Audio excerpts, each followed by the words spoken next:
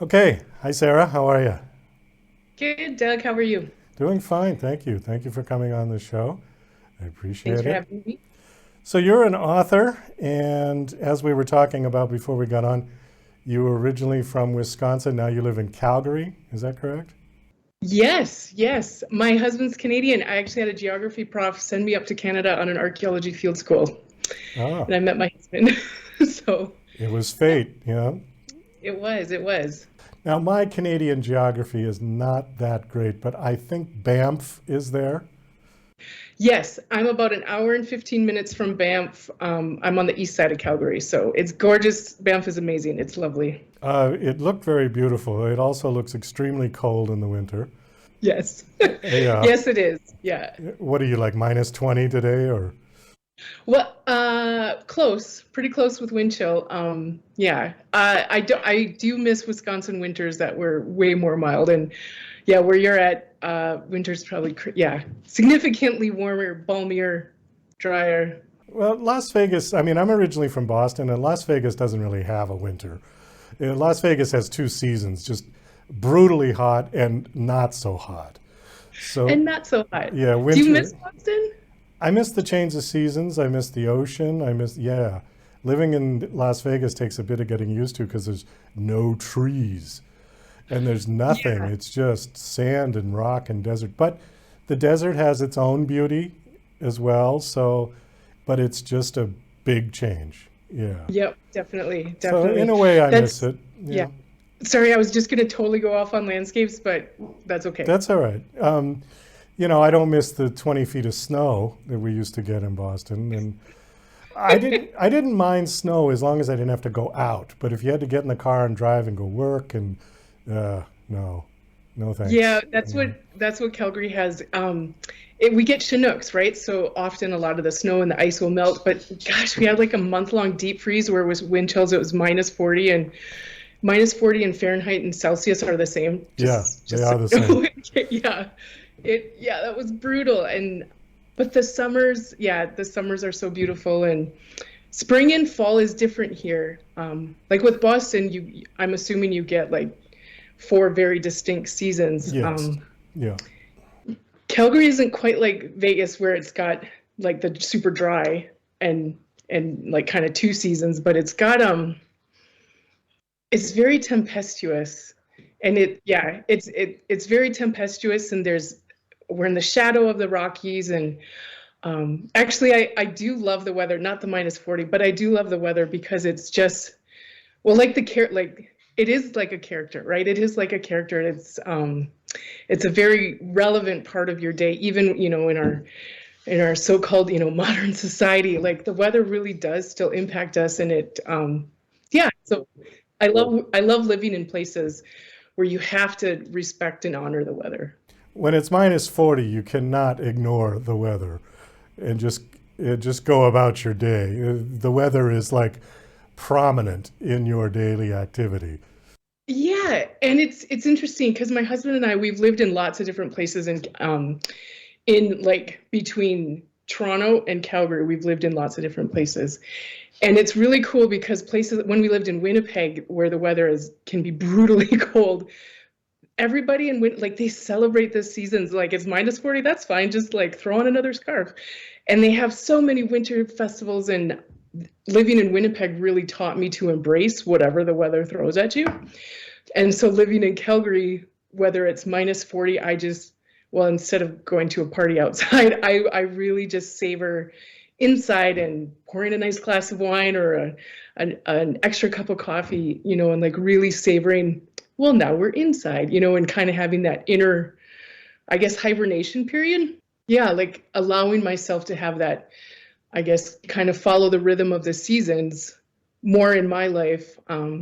Yeah, which is great because I have that luxury writing, like I've got the flexibility in my schedule that I can, yeah, listen to, I guess, that inner heartbeat of what the weather's whispering, like, okay, it's minus 40, don't go for your run today. How about you do some yoga inside or something? Yeah, just more inner, which is cool. Well, that's a great segue because we want to talk about your book. Your book is called Wild Not Broken, And it's Yes. the second book in your Hearthstone series, correct? Yeah. Okay. Yeah.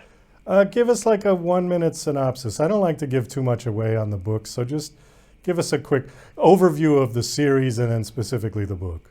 So it's the adult siblings, four adult siblings of divorced parents. They think they're just trying to find their new normal, that sort of thing. But as the series starts to unfold, right from book one, family secrets are there, some really long buried secrets that start coming out, some dangerous things start coming out, and yeah, so this series is basically unfolding a very combustible family secret. Okay. Actually, secrets, and the book itself, while not broken, it's actually a bull rider. So that's the brother, Colt Tanner. The series follows his family, but he actually meets a disgraced British war correspondent, an older woman. She's in her 40s, long enough to have a career, but she also was exonerated from charges of treason, and she's trying to pick up the pieces of her life. Her career imploded, a terrorist tried to murder her, all these sorts of things, and the matriarch of her family sends her to Canada. She does not want to go. And then more family secrets explode, and Lily and Colt kind of finding their way together and trying to stay alive. They fall in love? Of course they do. Of course they do. That was a stupid question. I knew the answer already. I love it. I love it. Have you been a writer your whole life? I mean, an author, or did you do something else, or how did you get started with all of this? You know, I've been a voracious reader my whole life, always made up stories in my head as a kid, and love the written word as an art form. I actually am an archaeologist and an Indigenous knowledge facilitator. So I've done a lot of work outside. I've lived in a tent for 5 summers. And let me tell you, archaeology is a great career when you're digging, excavating sites, like academic stuff where you use trowels and spoons and whatnot to excavate. A great time to make up stories in your head. So, you know, the last 20 years, I've been kind of working my way through my career, environmental consulting career. And then a published author friend of mine suggested I try writing a story for an anthology. And I'm like, I'm not a writer. And she's like, well, have you ever tried? And that conversation just kept kicking around in my head. And so then within the month, I decided to try, and it was accepted for publication. It was a novella, Claiming Love. My first title out. It blasted open this beautiful art form, and so that's how I started. You said that your first writing venture was accepted by a publisher. That's amazing, because that almost never happens. Yeah, it was accepted. A small Eastern American press. And I didn't realize at the time. I didn't realize how unusual that was. I just knew that I loved this, and that early success gave me kind of filled the wind in my sails that, Sarah, this is something that you love and you should keep going for it. But as life and whenever, I guess for me, trying a new venture, I wanted to learn as much as I could about this. So I stopped writing my own stuff, and I started, joining clubs, going to workshops, trying to learn how to write. And then a very wise woman a few years later, she's like, Sarah, dear, write your stories. I just, oh my God, that angel, she was just so amazing. I'll give you an example of how unusual that is. We were talking earlier about David Baldacci, who's very famous. He told me in one of his interviews that he was writing for 15 years before anybody would even look at him. And then he got his big break. So, and he's a world famous, millions of copywriter. His books have been turned into major Hollywood films. But 15 years he was working before he got a break in writing at all.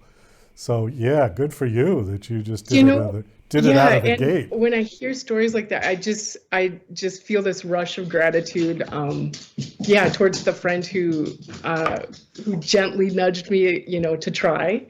And yeah, that small press that took a chance on me, because I don't think I would have thought I could do it, if I wouldn't have had that early first kernel of success. Yeah, Yeah. that's a great inspiration to keep going and a And great yeah, motivator. so Yeah. if I could also just, if for anybody wondering if they should try writing, it's just such a beautiful, accessible art form. And wherever, if you feel the call to write, like just try. Just try, and whether you go on to loads and amazing commercial success, or if you just actually tap into something within you that another layer to yourself you didn't know was there, it's really cool. I love Well, it. it's writing to me, in my opinion, is an art form, but it's also a craft. And it's also something that you, with practice, people can get better. Yeah, yeah, So some people, a lot 100%. of people that came on my show, that have been on, have said, the first thing that I wrote was just terrible. It was awful.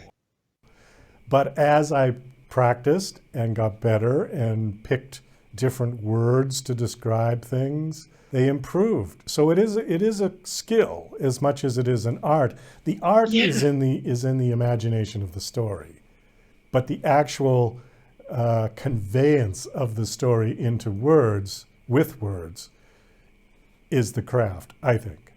I agree with you. And I would also say the single most thing that catapulted my writing, what I feel, to the next level, and what my editor commented on and what readers have commented on, was when there was a confidence thing that shifted in my head. I needed that inner shift, and that's when my writing took off. When I actually allowed myself to play with all these tools that I'd been, gathering, for the last decade or so. When I actually allowed myself to very freely play with them and see what came out, kind of unapologetically play with them. What I love about writing is that you can't break it. That's what your editor's for, to catch it, right?